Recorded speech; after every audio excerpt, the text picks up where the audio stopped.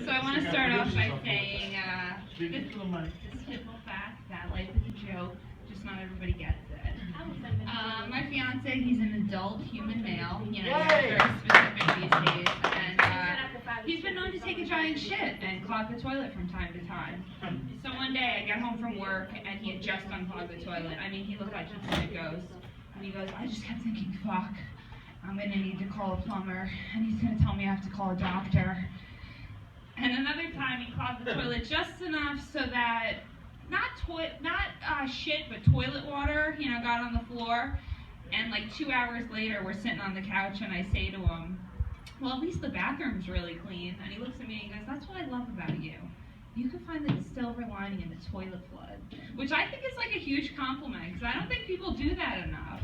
You know, my aunt says to my grandma, you're a glass half full kind of person, and she goes, well, I like to think of it as pretty much to the brim. My pothead cousin's birthday is April 21st. I always tell him he can never be on time for anything.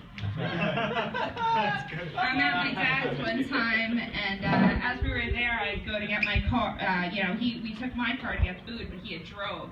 So while we're saying goodbye, I'm holding the button, you know, to buzz back to the steering wheel as close as possible. And he goes, all right, text me when you get to the wheel. And another time, we're looking at pictures, and it's me.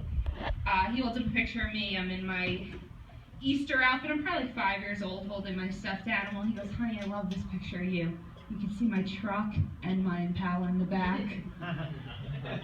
My mom got a kitten, and like 3 months in, it developed respiratory issues. Yeah, so she couldn't handle taking on the medical expenses, you know. She wasn't emotionally involved. She just fucking returned the thing. Yeah. She's one of 10 kids, my mom. So, you know, there was always competing for attention growing up. And, you know, she ran away one time. And a couple hours later, like, no one even noticed. So she went back inside. And I said to my aunt one time, you know, they're all super needy. I said, how did you guys get so much attention when you were young that you expect so much attention now? And she goes, what attention? Oh, okay. Starting to add up now.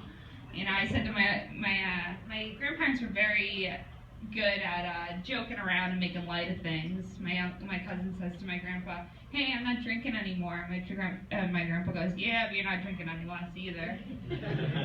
I minored in philosophy in college, and people always said the same shit. Well, how are you going to make any money with that? Well, I'm going to figure out the meaning of life, but I'm not going to need money to make me happy. Money gives you one thing, options.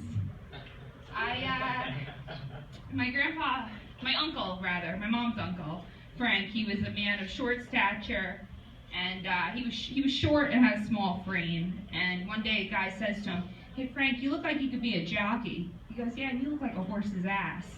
And my dad loved that story, and he would often call people horses' asses. So we were road tripping down south one time, and we would caravan down for the New York to North Carolina haul, and we'd use CB radios or walkie-talkies to communicate between cars. And my dad, you know, we're in the front and we're behind a truck with a single horse. So my dad says over the radio, I'm behind a horse's ass. And my aunt goes, and so am I.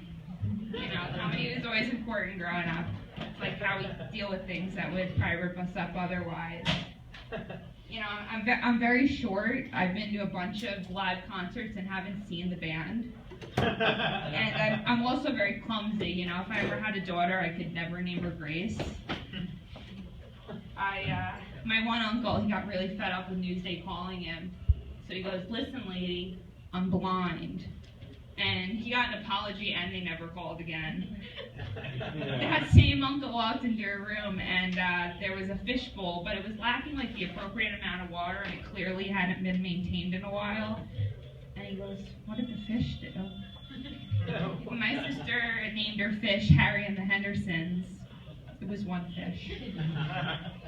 We were driving down the road one time. I was like 4 years old, and we see a dead cat on the side of the road, and I was like, oh, that cat's dead. And I go, that's heaven? I asked my dad about having this comment one time. He's like, yeah, that bitch should be coming around sometime soon. I'll never forget the first time I was complimented for being detail-oriented. I asked my dad, I was like 7, and I asked my dad why the front and back license plate didn't match. It was on the back of his Dodge D 1987 pickup truck, and he had spray painted wild jackass across the back. So it was just funny that like I had caught it before the cops did. I was at a rugby tournament one time, and my buddy comes back from taking a shit. And he goes, "Mandy, the greatest thing just happened to me. I'm waiting in line to use one of the 5 porta potties, and just as it's my turn, just as I step up to be next in line, a truck comes down and it places a 6th fresh, clean porta potty." And yeah, if I could tell you anything, it's just to remember to enjoy the little things in life. Thank you. I'm Mandy.